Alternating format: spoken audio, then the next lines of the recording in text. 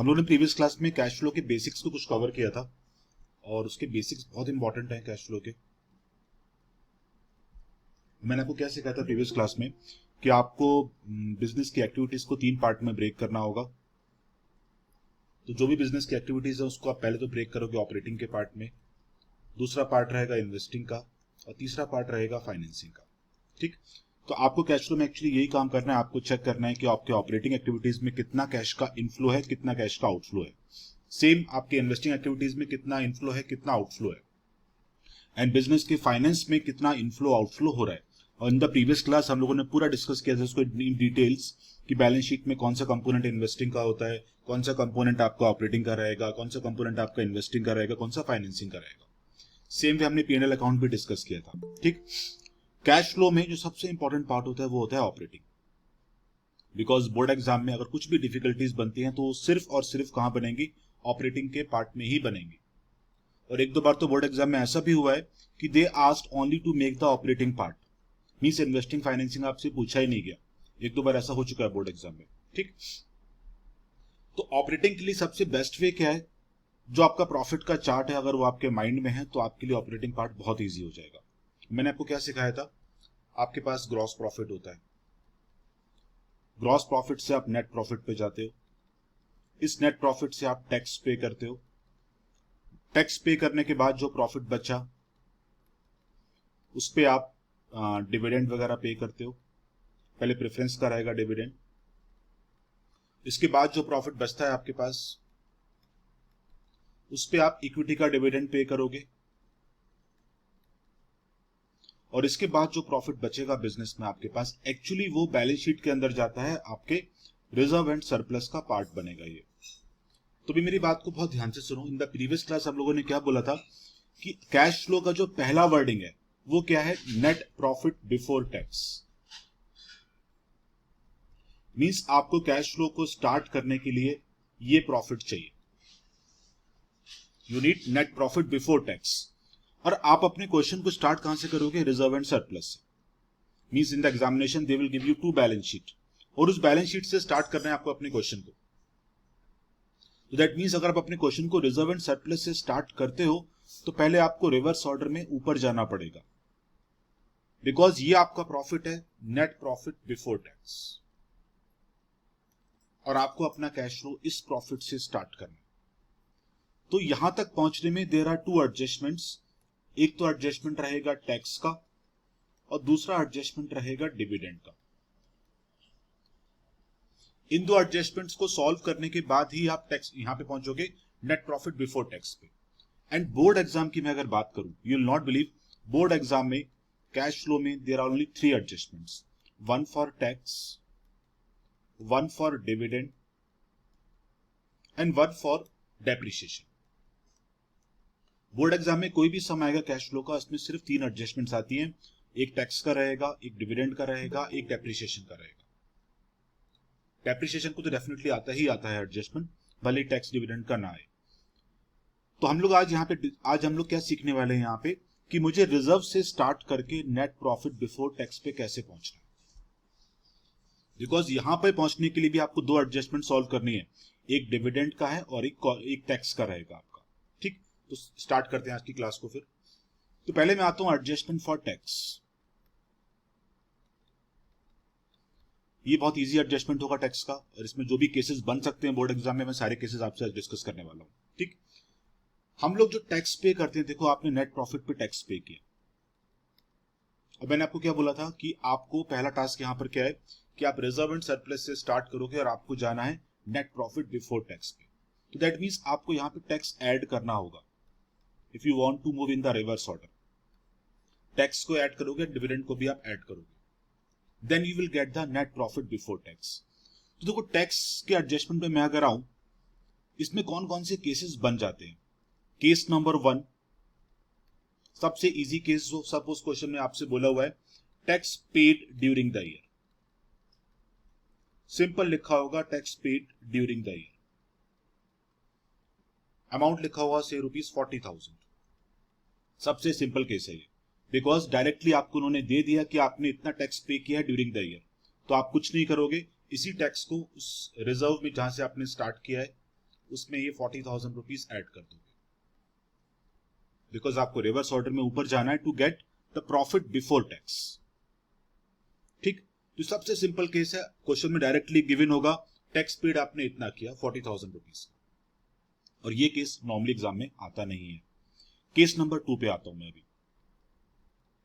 Case number 2 की मैं अगर बात करूं तो बिफोर दैट आपके माइंड में प्रोविजन का कॉन्सेप्ट थोड़ा सा क्लियर होना चाहिए कि बिजनेस में हम लोग प्रोविजन क्यों बनाते हैं। कोई आइडिया किसी को, what is the purpose of making provisions in the business? किसी को कुछ भी आइडिया कि हम लोग बिजनेस में प्रोविजंस क्यों बनाते हैं? Mahi, what is the logic of making the provisions in the business? बता रहा था अगर कोई एक्सपेंसेस होने वाले हैं आगे जाके, so it's kind of keeping money aside for it. Okay, very good. Aarohi, what is the purpose of making the provision? So I think it follows the principle of conservatism, that if they know that there is going to be a loss in the future, is the same thing that Mahi said. Very good, very good. दोनों के answers right है, माही का भी answer right है, आरोही का answer भी right है। देखो, प्रोविजन एक्चुअली क्या होता है, what I in the simple words what I say, it is a kind of piggy bank.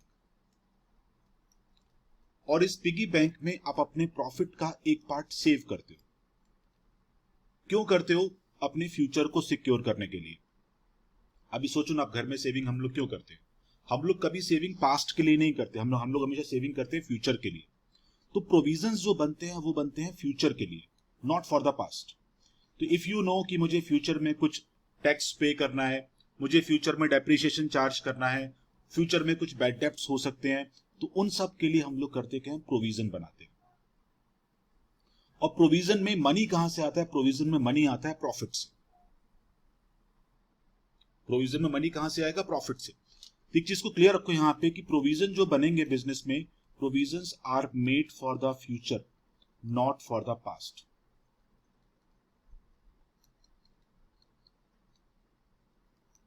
तो आपने फ्यूचर में जो एक्सपेंसेस करनी है उसके लिए आप आज सेविंग करोगे ना।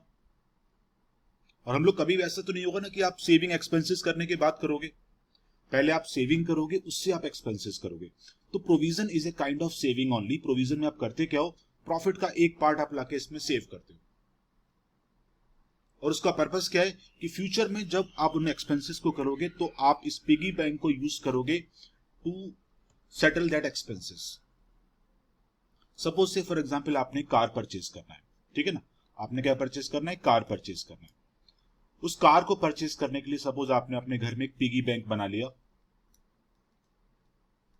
और उस पिगी बैंक में आप अपने इनकम से एक पार्ट हर महीने सेव कर रहे हो। उस पिगी बैंक में आप अपनी इनकम से हर महीने एक पार्ट सेव करते हो। सपोज इस पिगी बैंक में सपोज अभी 5 लाख रुपए इकट्ठे हो गए सपोज। तो अभी आपको अगर कार परचेज करना होगा तो क्या आप बैंक से लोन लोगे या इस पिगी बैंक के पैसे को यूज करोगे? तो you will use this piggy bank to settle all the expenses ना। तो एक्चुअली प्रोविजन भी उसी लॉजिक पे काम करेगा। तो प्रोविजन में मुझे करना क्या होता है? प्रोविजन में मैं करता क्या हूं? प्रॉफिट का एक पार्ट मैं इसमें सेव करूंगा। प्रॉफिट का एक पार्ट मैं इसमें सेव करूंगा। पर्पस कुछ भी हो सकता है, पर्पस फॉर टैक्स भी हो सकता है, पर्पस फॉर डेप्रिसिएशन भी हो सकता है, और उस पर्पस के लिए मैं इस पिगी बैंक को यूज करूंगा। तो मैं आता हूं अभी केस नंबर 2 पे। सपोज मैं आपसे बोलूं कि मेरे पास डेटा दिया है 2 साल का, एक है 31 मार्च 19, एक है 31 मार्च 20। ठीक, तो ये मेरा जो फाइनेंशियल ईयर होगा ये कौन सा होगा? ये मेरा ईयर होगा 18, 19 का, और ये मेरा ईयर होगा 19 एंड 20 का। और मुझे पास क्वेश्चन में दिया हुआ है सपोज यहां पे प्रोविजन फॉर टैक्स। सपोज यहां पे प्रोविजन दिया है आपके पास 1 लाख रुपीस का, और यहां पे प्रोविजन आपके पास दिया है 1,50,000 रुपीस का। तो मैंने आपको क्या बोला अभी? Provisions are made for the future, not for the past. और प्रोविजंस में मनी कहां से आ रहा है? प्रोविजंस में मनी आ रहा है प्रॉफिट से। दैट मींस अपने प्रॉफिट का एक पार्ट आप सेव करके इस प्रोविजन में इन करते हो। इस प्रॉफिट का एक पार्ट सेव करके आप प्रोविजन में इन करते हो। तो देखो, इस इंफॉर्मेशन को आपको भी डिकोड करना है। और कोई इंफॉर्मेशन मैंने आपको नहीं दिया क्वेश्चन में। तो इसका मतलब क्या हुआ इस इंफॉर्मेशन का कि आपने 18 और 19 के ईयर में 1 लाख रुपीस का प्रोविजन फॉर टैक्स क्रिएट किया। क्यों किया? फ्यूचर के लिए किया होगा, पास्ट के लिए तो प्रोविजन हम क्रिएट नहीं करते। मींस आपने जो प्रोविजन फॉर टैक्स क्रिएट किया 1 लाख रुपीस का, वो नेक्स्ट ईयर के लिए क्रिएट किया होगा कि 1920 में जो टैक्स आपको पे करना होगा वो आप इस पिगी बैंक से इस प्रोविजन फॉर टैक्स को यूज करके पे करोगे। और 1920 में जो आपने प्रोविजन बनाया 1,50,000 का, ये आप यूज करोगे जाके 20 and 21 में, because always provisions are made for the future as per the concept of conservatism, क्योंकि मुझे यहां पे कॉन्सेप्ट ऑफ कंजर्वेटिज्म फॉलो करना होता है। तो अगर मैं आपसे सपोज पूछूं यहां पे इसी केस में कि 1920 में कितना टैक्स हमको पे करना होगा, तो आपका आंसर 1,50,000 नहीं होगा। क्यों? बिकॉज ये तो नेक्स्ट ईयर का अमाउंट है। तो 1920 में आपका जो टैक्स पेड का अमाउंट होगा वो 1 लाख रुपीस होगा, 150 नहीं होगा। वो 1 लाख होगा, 150 नहीं होगा। किसी को अभी भी डाउट है तो I can give you one more example for this. जैसे मैंने आपको भी एग्जांपल दिया है कार का। सपोज आपने एक प्रोविजन फॉर टैक्स, जैसे मैं इसको बोलता हूं कि it is a kind of piggy bank only, तो आपने ये पिगी बैंक क्रिएट कर दिया, ठीक है ना। तो आपने 2018-19 में सपोज इस पिगी बैंक में 1 लाख रुपीस का एडिशन कर दिया। Provisions are always made for the future, not for the past. तो आपने जो 1 लाख रुपीस डाला है, इसमें क्यों डाला? इसलिए डाला कि 2019-20 के ईयर में जो आपको टैक्स पे करना होगा, आप इस पिगी बैंक को यूज करोगे to pay of that taxes. अभी सोचो आप, सपोज 1920 का टैक्स पे करने की बारी आएगी, तो जब इस टैक्स को पे करने की बारी आएगी तो मैं इसी प्रोविजन को ही तो यूज करूंगा, क्योंकि ये प्रोविजन मैंने टैक्स के पर्पज से बनाया था। तो अगर आपके पास क्वेश्चन में और कोई इंफॉर्मेशन नहीं दिया है क्वेश्चन के अंदर, तो हम लोग यहां पर क्या एज्यूम करते हैं कि जो provision for tax previous year का था वो आप करंट ईयर में यूज करोगे to pay of that tax, और जो provision for tax current year का था वो आप यूज करोगे नेक्स्ट ईयर में to pay of that tax. तो इन्हें सपोज मैं आपको एक थोड़ा सा डायग्राम यहां पे दे दूं अगर इसका, तो आपको और थोड़ा सा क्लियर हो जाएगा। जैसे मैंने आपको भी एक्सप्लेन भी किया था कि ये मेरा प्रोविजन फॉर टैक्स का पिगी बैंक है सपोज। तो मैंने यहां पर 18-19 के ईयर में 1 लाख रुपीस डाल दिया, ठीक है। अब किसी भी प्रोविजन में मनी प्रॉफिट से ही आता है, तो मैंने 18-19 के ईयर में इस पिगी बैंक में 1 लाख रुपीस मैंने ऐड कर दिया।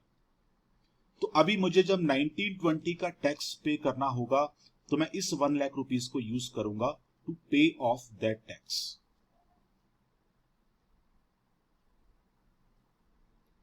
तो एक चीज समझना, यहां पे ये 1 लाख का टैक्स मैंने प्रॉफिट से पे नहीं किया है। इस 1 लाख के टैक्स को पे करने के लिए मैंने प्रॉफिट यूज नहीं किया। मैंने क्या यूज किया? मैंने प्रोविजन का पिगी बैंक यूज किया है। सेम वे 1920 में मैंने इस प्रोविजन में फिर से अमाउंट ऐड कर दिया 1,50,000। ये क्यों ऐड किया?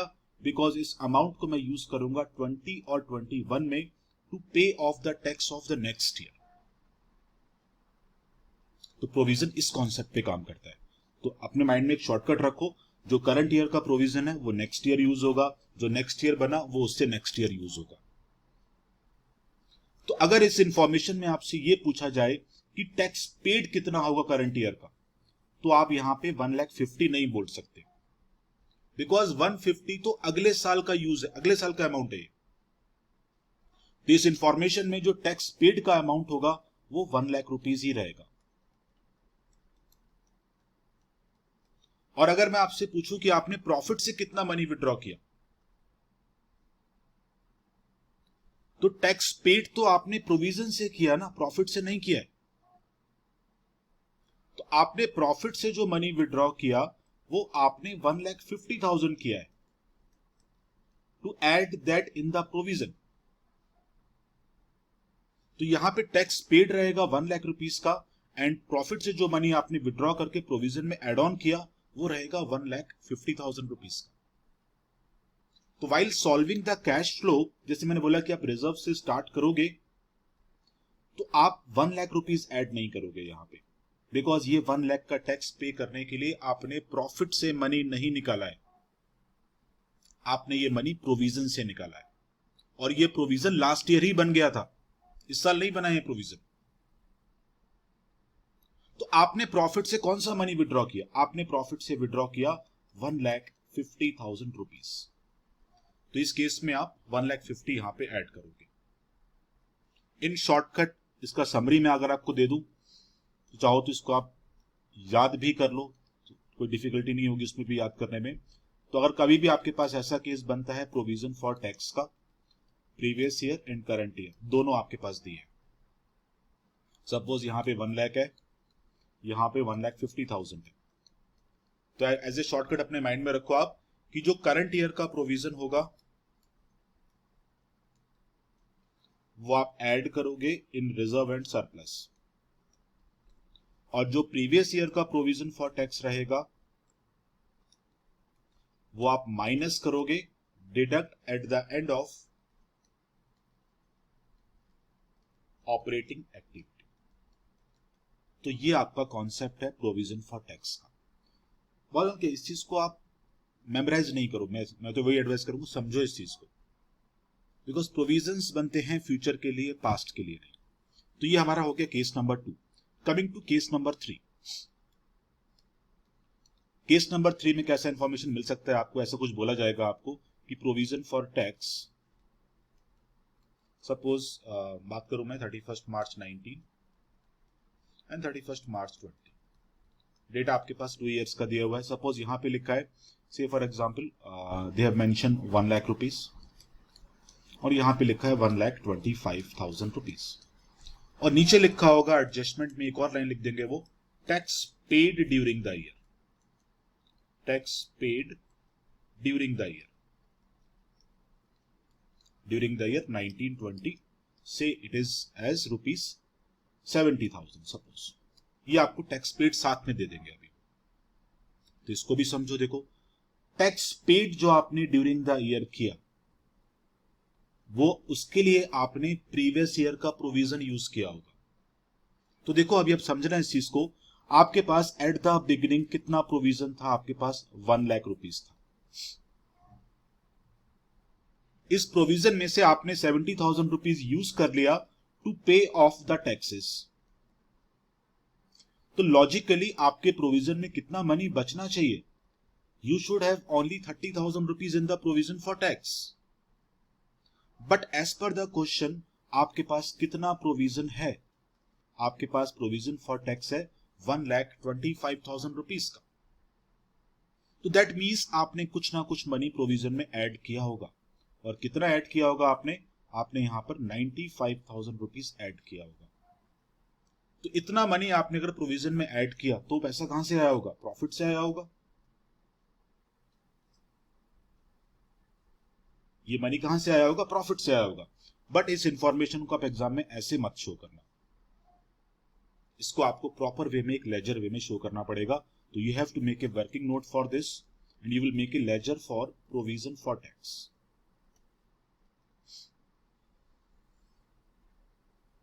All provisions are liabilities. ध्यान रखना किस चीज का, जितने भी रिजर्व बनते हैं बिजनेस में, जितनी भी प्रोविजंस बनेंगे बिजनेस में, they all are what? Liabilities. और किसी भी लायबिलिटी का ओपनिंग बैलेंस लेजर में कहां पर आता है? डेबिट में या क्रेडिट में? कौन बताएगा मुझे? क्रेडिट। Very good. किसी भी लायबिलिटी का पूरी लाइफ में जब तक आप लेजर्स बनाओगे, opening balance will be always on the credit side. तो आपके पास यहाँ पे ओपनिंग बैलेंस दिया था 1 लाख रुपीज का, मैंने by balance brought down 1 lakh. मैंने क्लोजिंग बैलेंस दिया आपको 1 लाख, कितना था वो? 1,25,000 रुपीज का। टैक्स पेड जो था टू बैंक अकाउंट, आपने कितना टैक्स पे किया ड्यूरिंग द ईयर? आपने टैक्स पे किया यहां पर 70,000 रुपीज का। तो अभी जो आपका बैलेंसिंग फिगर बचेगा that will give you information कि आपको अपने प्रोविजन में कितना मनी एड ऑन करना था या आपने कितना मनी एड ऑन किया। तो आपने यहां पे 95,000 रुपीज एड ऑन किया है। तो देखो, जब आप कैश फ्लो को सॉल्व कर रहे हो तो अभी मैं आपसे पूछूं कि आपने टैक्स के लिए कितना मनी निकाला, तो आपका आंसर 70,000 नहीं होगा, क्योंकि ये 70,000 तो आपने प्रीवियस ईयर के प्रोविजन से पे किया है। आपने इस साल टैक्स के लिए कितना मनी विड्रॉ किया? आपने विड्रॉ किया 95,000 रुपीज, नॉट 70,000। 70,000 को तो पे करने के लिए आपने प्रीवियस ईयर के प्रोविजन फॉर टैक्स को यूज किया। तो अभी आप सॉल्व करोगे अगर कैश फ्लो को, तो आपको इसको ऑपरेटिंग में प्लस करना होगा, ना कि 70,000 को, बिकॉज 70,000 तो आपने प्रीवियस ईयर के प्रोविजन को यूज करके पे किया। तो जो करंट ईयर का प्रोविजन फॉर टैक्स बना वो अमाउंट होगा जो आपने प्रॉफिट से विड्रॉ किया था। तो ये आपको ऐड करना होगा 95, और जो आपने एक्चुअल टैक्स पेड किया इसको आप ऑपरेटिंग में लास्ट में जाके माइनस करोगे। तो इन दिस फेज का ट्रीटमेंट होगा। केस नंबर ये हो गया हमारा 3। Coming to case number 4, it is almost similar to case number 3 only. Case number 4 क्या बोलेगा आपको? अभी सपोज आपके पास 2 ईयर दिए होंगे, 31 मार्च 19 एंड 31 मार्च 20। यहां पे कुछ लिखा होगा प्रोविजन फॉर टैक्स। सपोज यहां पे लिखा है 1 लाख रुपीज और यहां पे लिखा है 1,10,000 रुपीज। एडजस्टमेंट में लिखा होगा आपसे tax provided during the year.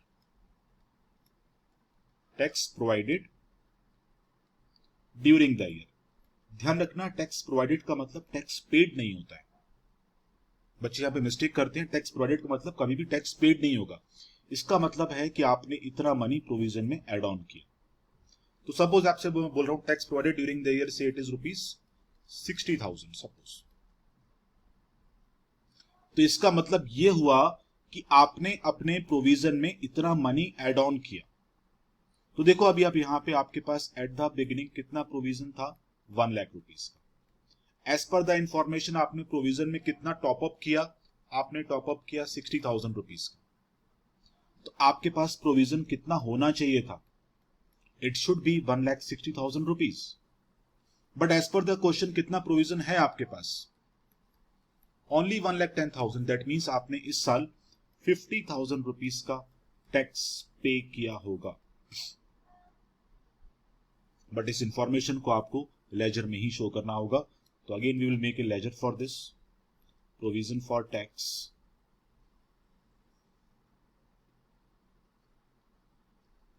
First of all write the opening balances.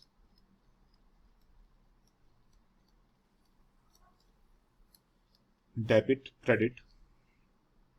तो ओपनिंग बैलेंसेस आपके पास है 1 lakh rupees and 1,10,000 is the closing balance. तो बाई बैलेंस ब्रॉट डाउन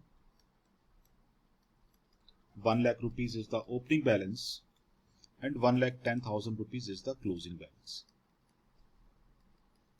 मैंने आपको प्रीवियस केस में टैक्स पेड दिया था, केस नंबर 3 में, बट मैंने आपको इसमें टैक्स पेड नहीं दिया। मैंने आपको इसमें क्या दिया? मैंने आपको इसमें टैक्स प्रोवाइडेड दिया। दैट मीन्स आपने अपने प्रोविजन में इतना मनी ऐड किया है। तो इसको आप यहां पे दिखाओगे by profit and loss account 60,000। तो जो आपका भी बैलेंसिंग फिगर बचा on the debit side, that will give you information कि आपने इस साल कितना टैक्स पे किया होगा। तो इस साल आपने यहां पर 50,000 रुपीज का टैक्स पे किया होगा। और अगर आप इस इंफॉर्मेशन को कैश फ्लो में अरेंज करोगे तो जो मनी आप प्रॉफिट से विड्रॉ करते हो वो आपको ऑपरेटिंग में प्लस करना होगा at the beginning to get the profit before tax. और जो आपका एक्चुअल टैक्स पेड रहेगा वो आप ऑपरेटिंग में ही जाके सबसे लास्ट में माइनस करोगे। तो ये 4 केसेस हैं टैक्स के। इसके बियॉन्ड आपको एग्जाम में कोई केस नहीं मिलेगा। अभी मुझे बताओ इन चारों केसेस में किसको कहां पर डाउट है? मैं सारे डाउट्स आपके अभी क्लियर करता हूं। Sir, can you explain the fourth case okay again? Okay okay. और माही आपको कहां पे डाउट है? Yes, yes. Fourth case. Sania? sir, fourth case. Fourth case, okay. Simone नहीं है क्लास में ना. Sania Merchant, Yes, sir, fourth case. Okay. Rihan, आपको भी फोर्थ केस. आरम, स्वरूप, चलो सबको मेजोरिटी ऑफ द लोगों को फोर्थ केस में ही डाउट है. इसको दोबारा से करते हैं ना. देखो, before going to the fourth case आपको वो रूल अपने याद रखो आप कि इंक्रीज इन एसेट हम लोग क्या करते हैं, डेबिट करते हैं. डिक्रीज इन एसेट हम लोग क्या करते हैं, क्रेडिट करते हैं. Increase in increase in liability credit करते हैं, डिक्रीज इन लायबिलिटी हम लोग डेबिट करते हैं. This are the rules for the modern approach in the accounts. ये आपने 11th में भी कवर किए थे. तो देखो इस केस में मैं क्या बोल रहा हूं आपसे कि आपके पास एट द बिगिनिंग प्रोविजन था 1 लाख रुपीज का. एट द एंड प्रोविजन हो गया 1,10,000 रुपीज का. मैंने आपको यहां पे टैक्स पेड नहीं लिखा है, मैंने यहां पर क्या लिखा, टैक्स प्रोवाइडेड. तो प्रोवाइडेड का मतलब पेड नहीं होता है. मींस आपने अपने प्रोविजन फॉर टैक्स में इतना मनी प्रोवाइड किया, इसका मतलब यह हुआ. That means in the simple words में अगर आपसे बोलूं तो इसका मतलब यह हुआ कि आपने अपने प्रोविजन फॉर टैक्स में 60,000 रुपीज ऐड किया. तो देखो अभी आप यहां पे मेरे पास 1 लाख का प्रोविजन था at the beginning. As per the question मैंने 60,000 इसमें ऐड किया. तो मेरे पास right now provision for tax कितना होना चाहिए था, मेरे पास होना चाहिए था 1,60,000 रुपीज. बट मेरे पास provision for tax as per the question कितना है, 1,10,000 ओनली. तो difference of this will give me information कि मैंने कितना टैक्स यहां पे पे किया था. बट अगर आप आते हो लेजर की अप्रोच पे तो देखो प्रोविजन इज ए लायबिलिटी. तो मैंने ओपनिंग बैलेंस दिखाया क्रेडिट साइड में, क्लोजिंग मैंने दिखाया डेबिट साइड में. Tax provided for the year मतलब क्या हुआ इसका कि आपने प्रोविजन में उतना मनी एड ऑन किया. प्रोविजन इज ए लायबिलिटी और as per the rule increase in liability आप क्या करोगे, increase in liability is always on the credit side. तो मैंने अपने प्रोविजन में इतना टॉप अप किया from the profit and the amount is ₹60,000. तो balancing figure will give me information कि मैंने कितना टैक्स पे किया होगा. तो टैक्स पेड मेरा यहां पर कितना आया, 50,000 रुपीज का. अभी समझ में आया आप लोगों को? Yes, sir. किसी को अभी भी डाउट है प्लीज पूछो, कोई डाउट है प्लीज पूछते रहो. वैसे भी मैंने इस क्लास का रिकॉर्डिंग कर लिया है, मैं आपको शेयर कर दूंगा. कोई डाउट हो दोबारा से उसको आप देख भी सकते हो अभी तो. चलो तो ये आपका होगा टैक्स के एडजस्टमेंट. ठीक है ना. एडजस्टमेंट नंबर 2 जो हमारा है डिविडेंड का.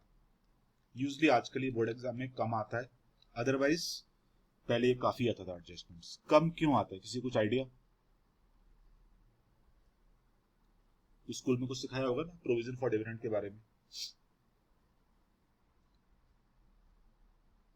कुछ बताया स्कूल में, what is the treatment of provision for dividend in the cash flow?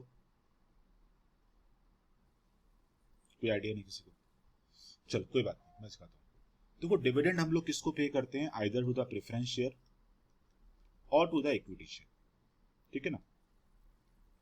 But एक चीज ध्यान रखना, दोनों केस में क्या होता है, डिविडेंड जो डिविडेंड का जो पेमेंट होता है it is not A charge against profit. चाहे आप प्रेफरेंस को पे करो चाहे आप इक्विटी को पे करो, कंपनी लॉसेस में इनको डिविडेंड पे नहीं करती है. ठीक. तो मैं एकदम सीधा अपने पॉइंट पे आते हैं लौट के. अगर सपोज आपको सिंपल वर्ड्स में लिखा हुआ है dividend paid during the year, dividend paid during the year, तो यहां पर कोई डिफिकल्टी आपको होगी नहीं. अमाउंट सपोज लिखा है यहां पे से for example 50,000 rupees. Dividend pay करना क्या ये बिजनेस का ऑपरेशन होता है? नो. क्या ये बिजनेस का इन्वेस्टमेंट है? नो. डिविडेंड हम लोग किसको पे करते हैं, we are paying the dividend to the equity share holders, to the preference share holder, and they are part of financing activities. तो अगर सिंपल वर्ड्स में आपसे बोल रहे हैं कि आपने इतना डिविडेंड पे किया, तो डिविडेंड आप कहां से पे करते हो, प्रॉफिट से पे करते हो. तो प्रॉफिट से अगर आप पे करते हो तो ऑपरेटिंग में इसको प्लस करोगे, बिकॉज एज पर अवर चार्ट आपका पहला टास्क यहां पर क्या है कि आपको अपने रिजर्व से स्टार्ट करके कहां पहुंचना है, आपको पहुंचना है प्रॉफिट बिफोर टैक्स में. तो जो भी डिविडेंड आपने पे किया वो आप यहां पे प्लस कर दोगे, because my task is to reach at net profit before tax. अभी देखो ना, आपका कैश फ्लो का पहला वर्डिंग ही है, आपको अपने कैश फ्लो को यहां से स्टार्ट करना है, और स्टार्ट करने से पहले ही दो एडजस्टमेंट आपको सॉल्व करनी है। तो अगर क्वेश्चन में डायरेक्टली आपसे वो बोल रहा है कि डिविडेंड पेड मैं दे रहा हूं आपको, क्वेश्चन में सपोज दिया हुआ है, तो उस केस में डिफिकल्टी वहां पे कुछ नहीं है। जो भी डिविडेंड आपने पे किया उसको आप ऑपरेटिंग में जाके प्लस कर दो to get the net profit before tax. और डिविडेंड पे करने में कैश का आउटफ्लो तो होगा ना बिजनेस से, तो जो भी आपने डिविडेंड पे किया it is A part of financing activities, और वहां से जाके इसको माइनस भी करना पड़ेगा। समझा ये चीज आपको? केस नंबर 2, इसमें ज्यादा केसेस बनते नहीं बिकॉज ये केस बहुत इजी होते हैं। केस नंबर 2 में क्या कुछ ऐसा लिखा होगा आपके पास, प्रोविजन फॉर डिविडेंड। सपोज 31 मार्च 19 है, ये मेरा प्रीवियस ईयर हो गया, एंड 31 मार्च 20 ये मेरा करंट ईयर हो गया। सपोज यहां पे प्रोविजन फॉर डिविडेंड आपके पास दिया हुआ है, फॉर एग्जांपल 80,000 रुपीज, यहां पर दिया है suppose 90,000 rupees. As per the current rule, since last I think अभी 4 साल होने वाले उस रूल को चेंज हुए, नाउ डेज करंट ईयर का जो प्रोविजन फॉर डिविडेंड होता है it is A contingent liability. It is what? It is A contingent liability. Do you know what is the meaning of contingent liability? किसी को पता है इसका मतलब क्या होता है?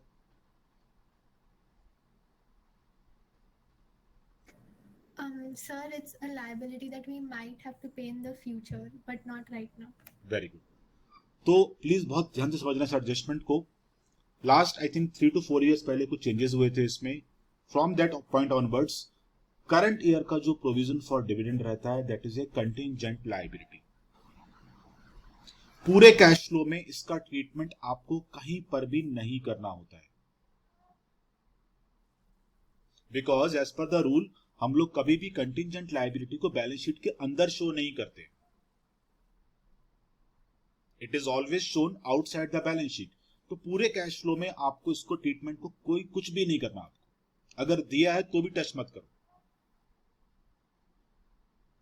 But the question arises why it is A contingent liability. वो लॉजिक भी तो क्लियर होना चाहिए ना आप लोगों को। तो समझना, इसके पीछे लॉजिक समझो इस चीज को, हर चीज को लॉजिक एकदम क्लियर रखो आप। तो एक्चुअली होता क्या है, कंपनी अपनी स्टेटमेंट पब्लिश करती है 31 मार्च को। 31 मार्च को they will make the profit and loss, they will make the balance sheet, और हर एक कंपनी का एक एनुअल जर्नल मीटिंग होता है। सुना होगा आप लोगों ने, बीएसटी में पढ़ा होगा, कॉमर्स में भी पढ़ा होगा इस चीज को। हर एक कंपनी का साल में एक बार एजीएम होता है। AGM is actually a meeting of all the share holders, ठीक है ना। यूजली होता क्या, कंपनी का एजीएम कभी भी 31 मार्च को हो नहीं पाता है। यूजली इनका एजीएम कभी जून में होगा, कभी जुलाई में होगा, कभी अगस्त में होगा। अभी आपने देखा था रिसेंटली रिलायंस का एजीएम था। तो सपोज मैं बात करूं, अगर सपोज फाइनेंशियल ईयर की 1 अप्रैल 19, 31 मार्च 20, ये मेरा सपोज करंट फाइनेंशियल ईयर है। सपोज अगर एक अच्छी कंपनी होगी 31 मार्च 20 को अपनी सारी बुक्स को क्लोज कर देंगे, they will make the P&L account, they will make the balance sheet. But इनका एजीएम सपोज जाके हुआ 30 जून को, and you will not believe, share holder को जो डिविडेंड मिलता है उसका अप्रूवल एजीएम में होता है जाके। उसका अप्रूवल कहां पर होगा? उसका अप्रूवल एजीएम में होता है। तो 31 मार्च को आपने अपने अकाउंट्स को रेडी कर दिया है, बट डिविडेंड का अप्रूवल कब होगा? जाके एजीएम में जाके होगा। तो दैट मींस 31 मार्च को जो आपने प्रोविजन फॉर डिविडेंड क्रिएट किया, तो वो तो लायबिलिटी नहीं है ना। वो लायबिलिटी कब बनेगी? जब एजीएम में उसका अप्रूवल हो जाएगा। दैट्स व्हाई ये चेंजेस करे गए थे फ्रॉम द कंपनी लॉ कि जो करंट ईयर का प्रोविजन फॉर डिविडेंड रहेगा, जब तक उसका अप्रूवल नहीं होगा तब तक वो क्या रहेगी? Contingent liability. और वही एक्चुअली उसका डेफिनेशन भी तो है। एज पर द डेफिनेशन का डेफिनेशन क्या है कि कोई भी लायबिलिटी जो फ्यूचर में आपको अराइज होगी, जो फ्यूचर में आपको पे करनी है, that is the basic definition of contingent liability. तो यहां पर डिविडेंड का अप्रूवल कब होगा? एजीएम में जाके होगा। एजीएम सपोज हो रही 30 जून को, आपके बुक्स कब पब्लिश करोगे आप? 31 मार्च को। तो इसीलिए हम लोग क्या करते हैं, जो करंट ईयर का प्रोविजन फॉर डिविडेंड होगा उसको हम लोग लायबिलिटी मानते ही नहीं है। क्यों? बिकॉज इसका अप्रूवल अभी तक नहीं हुआ है। तो आपके पास सिर्फ इतनी सी इंफॉर्मेशन अगर दी है तो please do not touch the current year provision for dividend because it is assumed, it is A contingent liability, because इसका अप्रूवल अभी तक नहीं हो पाया। तो आपके पास जो प्रीवियस ईयर का प्रोविजन फॉर डिविडेंड रहेगा, सिर्फ आपको ट्रीटमेंट उसी का ही करना है, सिर्फ आपको ट्रीटमेंट उसी का ही करना पड़ेगा। तो आप क्या करोगे, इसी को 80,000 रुपीज को प्रॉफिट में प्लस कर दो इन द ऑपरेटिंग पार्ट, और यही आप फाइनेंसिंग में जाके माइनस भी करोगे बिकॉज डिविडेंड पे करना आपका एक कैश का आउटफ्लो होता है। बट करंट ईयर को टच मत करना उस केस में। कभी कभी बोर्ड एग्जाम में ऐसा भी कंफ्यूजन वो क्रिएट कर सकता है, अभी तक किया नहीं है बट हो सकता है। सपोज मैं ऐसा बोल दूं आपसे 31 मार्च 19, 31 मार्च 20, यहां पे लिखा है प्रोविजन फॉर डिविडेंड, सपोज यहां पे 1 लाख रुपीज और यहां पर लिखा है 1,20,000 रुपीज। तो अगर सपोज क्वेश्चन में आपको ये बोल दूं मैं नीचे एडजस्टमेंट में, current year provision for dividend has been approved, approved का मतलब क्या हो गया, now it is not a contingent liability because इसका अप्रूवल हो चुका है, इसका अप्रूवल हो चुका है। तो अगर अप्रूवल हो गया तो ये कंटिजेंट लायबिलिटी नहीं होगी, अभी ये आपको बैलेंस शीट के अंदर भी मिल जाएगा उस केस में। तो ऐसे केस में जैसे आप टैक्स में फॉलो कर रहे थे वैसे ही फॉलो करना। जो प्रीवियस ईयर का डिविडेंड रहेगा आपका, प्रीवियस ईयर का प्रोविजन फॉर डिविडेंड, ये आपका होगा करंट ईयर में जो आपने पे किया। तो आप इसमें क्या एज्यूम करोगे, जो प्रीवियस ईयर का प्रोविजन फॉर डिविडेंड था it was paid in the current year, और जो करंट ईयर का प्रोविजन फॉर डिविडेंड आपने बनाया जस्ट लाइक टैक्स, इसको आप पे करोगे फ्यूचर में, to be paid in next year,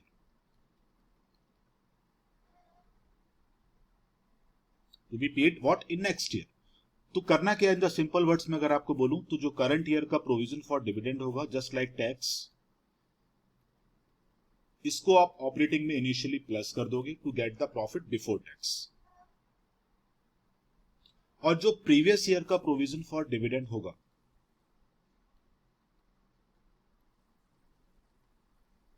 इसको आप जाके फाइनेंसिंग में माइनस करोगे because we will assume this is the actual dividend paid during the year, because previous year में जो प्रोविजन आपने बनाया होगा उससे करंट ईयर में आपने डिविडेंड पे किया होगा।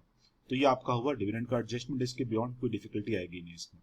अभी मुझे बताओ इसमें कहां पर क्या डाउट है डिविडेंड के पार्ट में?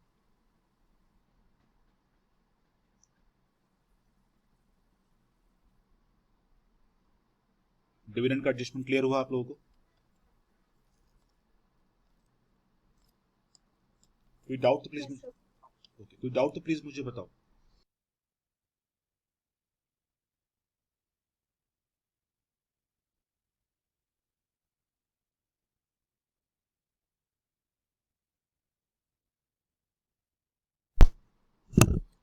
हेलो,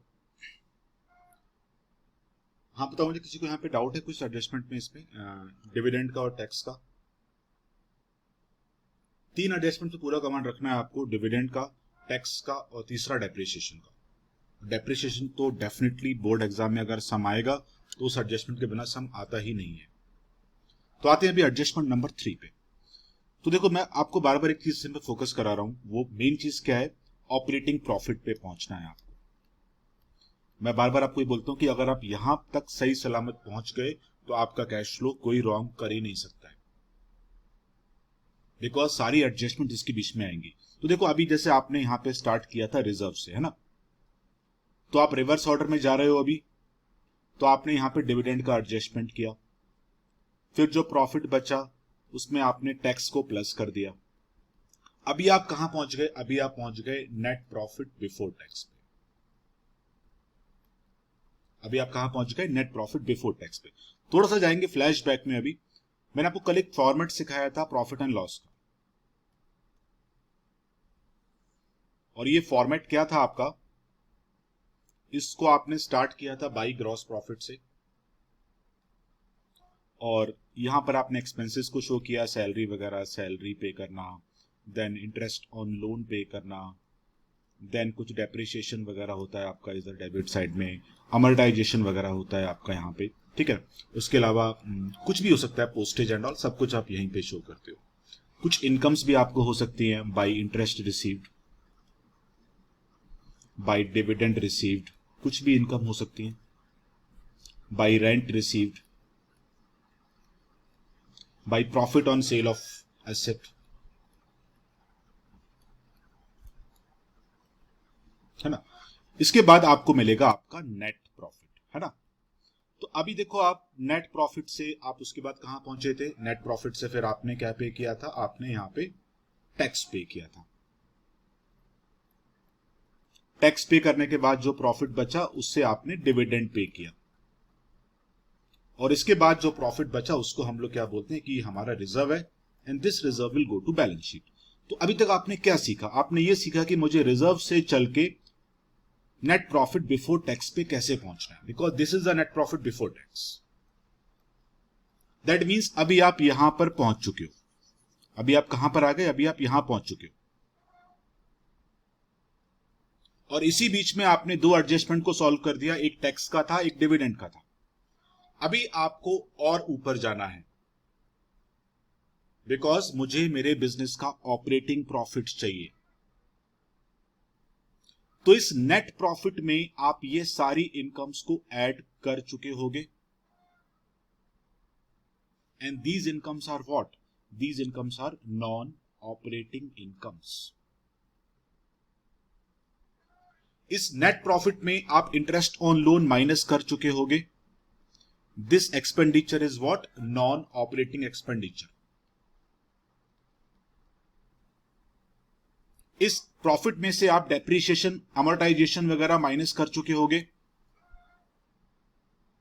ध्यान रखना, depreciation, amortisation is 100% A operating expenditure, but because यहां पर इसका जो नेचर है वो क्या है? It is a non cash expenditure.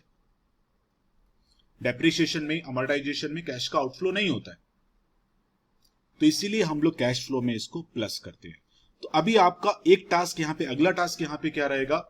आप पहुंच चुके हो अभी नेट प्रॉफिट बिफोर टैक्स पे। तो आपका अगला टास्क है कि आपको पहुंचना है कहां पर? आपको पहुंचना है ऑपरेटिंग प्रॉफिट पे, और एक बार आप यहां पर पहुंच गए, यू विल नॉट बिलीव, इसके बाद कैश फ्लो बचता ही नहीं है। तो यहां से यहां पहुंचने के लिए आपको करना क्या है? ये इनकम जो आपके नेट प्रॉफिट में एडेड है, इनको आप इससे माइनस करोगे। ये एक्सपेंसेस जो आप माइनस कर चुके हो नेट प्रॉफिट से, आपको इनको दोबारा से ऐड बैक करना पड़ेगा। तो इसीलिए हमारे कैश फ्लो के फॉर्मेट का हेडिंग क्या है? वहां पे हमारा हेडिंग ये होता है, वहां पे add non cash and non operating expenditure and less non operating incomes. इसके बाद आप कहां पहुंचोगे? ऑपरेटिंग प्रॉफिट पे, और यहां पे पहुंच गए तो कैश फ्लो आपका, डिफिकल्टी कैश फ्लो का खत्म हो जाएगा। तो अभी देखो आपके जो मेन एडजस्टमेंट्स बचेंगे वो कहां कहां बचेंगे? ये पार्ट बचा, इसको आपको माइनस करना है, अभी इसको आपको प्लस करना है, और इसको भी आपको प्लस करना है। इंटरेस्ट ऑन लोन में यूजुअली कोई डिफिकल्टी आती नहीं है, डायरेक्टली गिवन होगा, नहीं भी दिया होगा तो आपको लोन का डेट दिया होता तो उससे आप इंटरेस्ट निकाल सकते हो। इस पार्ट में भी कोई डिफिकल्टी आपको मिलेगी ही नहीं, डायरेक्टली लिखा होगा इतना इन्वेस्टमेंट था, इतना इंटरेस्ट मिलेगा, इतना डिविडेंड मिल चुका है आपको। ये सब पार्ट बहुत इजी होते हैं, क्वेश्चन में पूरी इंफॉर्मेशन आपको रेडी मिलेगी। तो डिफिकल्टी बनेगी अभी डेप्रिसिएशन के पार्ट में, थोड़ी सी, ज्यादा नहीं, बहुत थोड़ी सी। डेप्रिसिएशन के पार्ट में डिफिकल्टी क्या बनती है? डेप्रिसिएशन के पार्ट में यहां पर भी आपको एक कॉन्सेप्ट यूज करना पड़ेगा, that what? Provision for depreciation का। और आप लोगों के स्कूल में आई थिंक बिशप्स में तो कवर नहीं कराया गया था प्रोविजन फॉर डेप्रिसिएशन का टॉपिक। मेरे हिसाब से 11th में तो कवर नहीं हुआ था। कवर हुआ था आप लोगों के स्कूल में? नहीं हुआ था, आई थिंक नहीं कराया था मेरे ख्याल से। कवर हुआ था आप लोगों के स्कूल में प्रोविजन फॉर डेप्रिसिएशन का पार्ट 11th ग्रेड में? I don't think so. नहीं कराया, मुझे याद है नहीं कराया था। बट मालूम है सबसे बड़ी गलती होती है एक्चुअली स्कूल की, पता है? दे ऑल नो कि आपको कैश फ्लो में नेक्स्ट ईयर इसको यूज करना है, बट बिशप्स में 11th ग्रेड में पढ़ाया ही नहीं जाता है इसको। वेयर सीबीएसई में सारे स्कूल्स में कवर करते हैं इसको, प्रोविजन फॉर डेप्रिसिएशन के पार्ट को, बट बिशप में लास्ट ईयर भी कवर नहीं किया था और उससे प्रीवियस ईयर भी इसको कवर नहीं किया गया था। बट ये बहुत इंपॉर्टेंट टॉपिक है, इसके बिना कैश फ्लो के एडजस्टमेंट सॉल्व नहीं होते। कोई बात नहीं, पढ़ा नहीं तो ये भी बहुत ईजी है। आपको कॉन्सेप्ट यहां पर वही यूज करना है कि provisions are made for the future not for the past. Are made for the futures not for the past. Depreciation के दो मेथड्स तो आप लोगों ने पढ़े होंगे, एक था आपका स्ट्रेट लाइन मेथड और एक था आपका रिटन डाउन वैल्यू मेथड। इस मेथड में आप क्या करते थे? Depreciation will be always on original cost. Means जो भी आपके एसेट का कॉस्ट प्राइस रहेगा आप उस पर डेप्रिसिएशन चार्ज करते थे every year. Means as per the straight line method amount of depreciation will be same every year, and as per the written down value method आपका जो डेप्रिसिएशन का अमाउंट होगा it will reduced every year. Means यहां पर under this method आप depreciation जो charge करते थे on the reduced value charge करते थे। तो ये तो आपका हो गया डेप्रिसिएशन का बेसिक डिफरेंस। बट यूजली जो बोर्ड एग्जाम में सम आता है वो प्रोविजन फॉर डेप्रिसिएशन के ऊपर ही आता है, और इसको मैं स्टार्ट करूंगा अभी नेक्स्ट क्लास में, बिकॉज अभी आप फिर एग्जॉस्ट हो जाओगे। बट ये दो एडजस्टमेंट्स में कोई डाउट है तो मेरे को पूछो प्लीज, इन दोनों एडजस्टमेंट्स में, टैक्स में और डिविडेंड में। कोई डाउट किसी को? No sir. Okay, very good. और आज के लिए मैं इतने ही रखूंगा।